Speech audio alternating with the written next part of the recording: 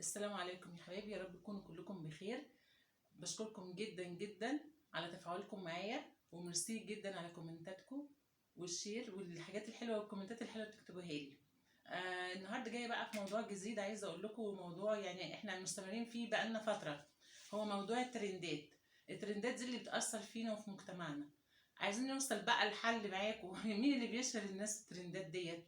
مش احنا؟ يعني احنا بالكومنتات اللي احنا بنكتبها واللايك والشير بنعمل عليهم تفاعل جامد قوي، بنخليهم يشتهروا. في ناس تستحق انها تشتهر، مش هنقول لا، وفي ناس لا. طب احنا ليه ما بنشهرش الناس اللي تستحق ديت؟ وفي ناس كتير قوي تستحق فعلا ما بنشهرهاش. ليه بنشهر الحاجه اللي مش حلوه؟ يعني مثلا ايه يعني مش عايزه اجيب، يعني مش عايزه اذكر اسامي اي حد، زي مثلا ايه يعني.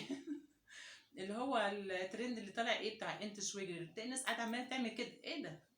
لا والله بجد ايه ده؟ ولما بقى تلاقي واحد طلع تلاقيه بقى غيره ظهر، يقول لك ايه؟ اسأز واجري. وتلاقي واحد تاني يقول لك ايه؟ الطم واجري. ما هي ناقصه بقى. يعني هي حياتنا ناقصه لطم وكده. الحكايه يا جماعه ان الحاجات دي بتاثر على اطفالنا. يعني احنا بندخل فن يعني هايف في بلدنا، يعني الفن ده هايف. ويشاوروا عليه يقولوا هم دول فنانين مصر. لا طبعا مش هم دول فنانين مصر. لما نجيب واحد يقول لك انت شواجري والكلام اللي احنا بنسمعه الغريب دوت، مش ده فننا. احنا فننا ارقى من كده. واحنا كمان احنا كمصريين يعني يعني ناحيه التذوق للفن. ازاي نشهر ناس زي دول؟ وليه كل شويه كل ترند يفرقع كده هوت نلاقي عليه ضجه جامده؟ طب ما احنا بنتعاطف مع ناس، او بعد ما نتعاطف، ما كفايه تعاطف يا عاطف. ايه تعاطفنا كتير وفي الاخر بنلاقيهم بيوصلوا لمرحله ان هم بقى يعني يظهروا على الشاشات بتسولوا.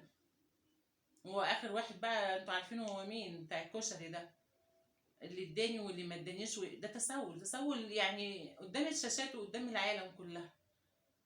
احنا بنشارك عشان تقول كده؟ او انت وصلت للترند عشان تقول اللي اداني واللي ما ادانيش؟ وايه تمثل وايه تغني؟ يعني احنا من قله الفنانين عندنا مثلا. وحضرتك انت ما تخليك في شغلك، يعني انت ليك شغلتك، وقلت ان انت سواق، خليك بقى في السواقه. خليك في كارك، ما تقلش من نفسك وتقل من قيمه نفسك ومن قيمه يعني من قيمه جمهورنا وشعبنا مش ده فننا. احنا عندنا ناس ما شاء الله. فين الناس اللي هي بتقرا القران ديت اللي بياخدوا؟ يعني ما شاء الله عليهم، تلاقي اصواتهم جميله. وفي فنانين حلوين واصواتهم حلوه. ليه الناس دي ما بتظهرش؟ ليه دايما احنا بننزل الحاجه اللي هي يعني بتسوق لينا كده؟ يعني اللي تحمر لك كفته في اوضه النوم تشتهر وتطلع في التلفزيون، ايه ده؟ واللي يعمل لك يقول لك مايكل جاكسون مصر، انتوا عرفتونا والله. يقعد يعمل لك حركات كده غريب، ايه ده؟ ايه بجد ده؟ يعني الناس لما بتتفرج على الحاجات دي يعني مش بياخدوها ان ايه؟ ان دول فنانين مصر؟ ده بيتمسخروا علينا. والله احنا بقينا يعني في حاله وحشه قوي من حكايه الترندات اللي هي بتاثر علينا ديت. احنا عايزين يعني نتقدم من كل حاجه. ليه بنقل مننا؟ يعني فين الكلمه الحلوه؟ فين الناس الحلوه؟ احنا عندنا ناس فنانين حلوين وشعراء حلوين وكتاب حلوين. ليه ما بنظهرش الناس دي بالكلمه الحلوه؟ ليه ما بنعمل لهمش مثلا اغاني حلوه في كلام حلو قوي ممكن يتغنى؟ ليه ما بيظهرش؟ ليه بيظهر لنا الحاجات السكيميكي والحاجات اللي بيبقى ايه اللي احنا بنسمعه؟ سليميلي ميلي مش عارفه حاجه كده سمعتها قريب بصراحه. لا ما ينفعش، لازم نكون احنا ارقى من كده. والترندات انتوا اللي بتعملوها وبايديكوا انتوا اللي خلاص بقى. يعني احنا بنتعاطف عشان نقف جنب الناس معنويا. معنويا ان احنا نرفع من معنوياتهم، مش عشان خاطر ان احنا نعملهم يعني نجوم ويبقى ليهم جمهور وفي الاخر. ايوه، فين جمهورهم؟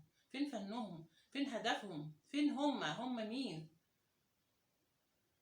يعني هو دلوقتي سواق مثلا، خليه في السواقه، خليه في كاره. من ليه يطلع من توبه؟ ليه هو ما يبقاش في حياته وفي مهنته ماشي، واحنا برضه نشجعه على كده؟ ليه ناخده في حته تانية ونقل منه بقى ويقل مننا كمان؟ يعني بيبقى شكلنا وحش قدام الناس كلها. واحنا بس اللي قاعدين على النت يا جماعه؟ ده احنا عندنا ناس من جميع انحاء البلاد العالم، والناس عرب بيحبوا قوي قوي قوي الفن بتاعنا. فين ايام ام كلثوم وعبد الحليم والناس الحلوه؟ عندنا دلوقتي برضه فنانين حلوين.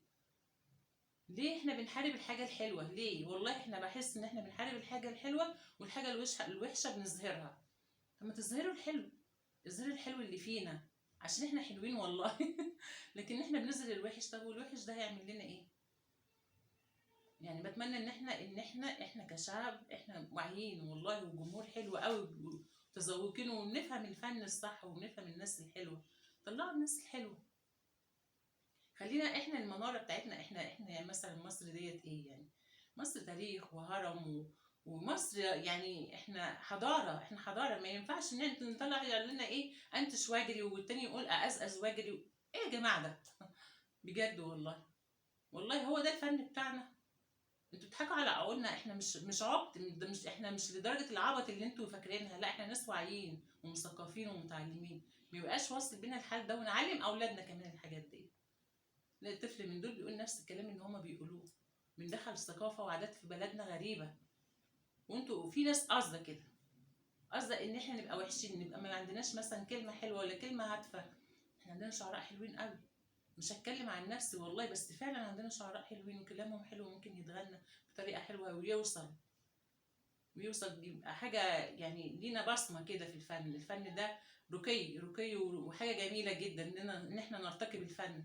الفن الهادف اللي يديك رساله. ايوه هي رساله، الفن رساله.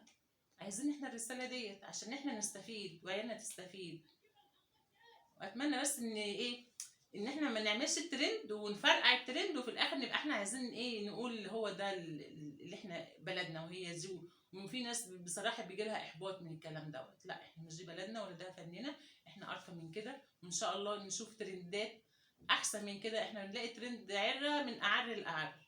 يعني ما فيش مثلا ايه ترند بيجي بنلاقيه مثلا ايه بيقعد بقى على الحته دي. لا بيجي اوحش، كل مدى اوحش. تعبنا. تعبنا. عايزين نشوف حاجة حلوة بس كده.